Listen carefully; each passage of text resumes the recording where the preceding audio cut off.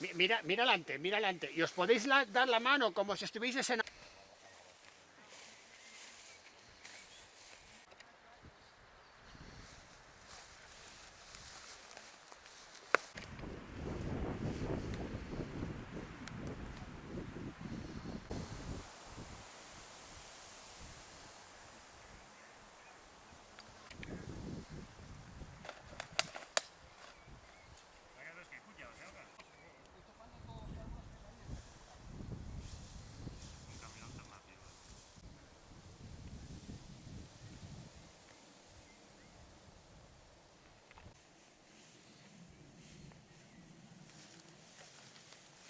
Alerta, totes les conques estan en la Generalitat. Molt bé.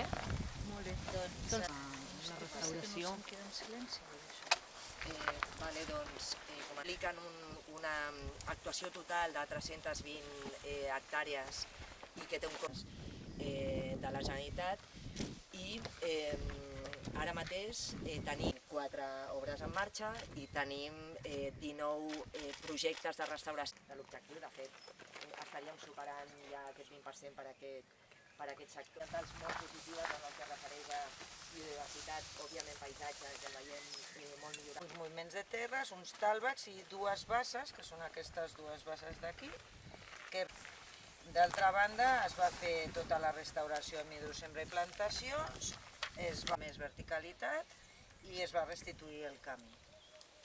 I amb tot això, doncs... Sí, però són diferents tipus, no? Hem vist que era pi, alzina... Arbor... Biodiversitat, heu fet algun seguiment de fauna? No, això ja no. És un dels punts que sí que podríem fer algun tipus d'estudi més en profunditat. A la gent de premsa sí que... quan va estar acabada, un dia posava cap amunt, cap a les primeres altes, vaig parar algú. Vaig agafar, vaig trucar el cotxe, vaig venir cap aquí, vaig tirar aquí a la... 2 o 3 setmanes va caure una bona i es va omplir bastant.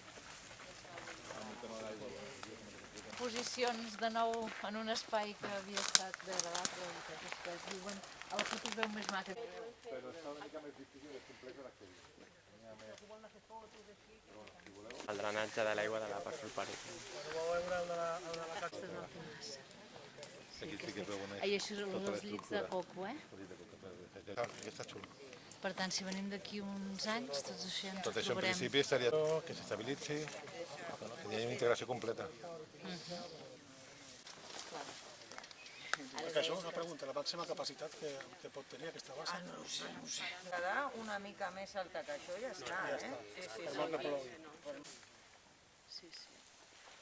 Molt bé, felicitats. Pues gràcies. Sí, la veritat que sí. Era una pedrera. Crec que sí, ara no... Sí, era una antiga pedra molt bona.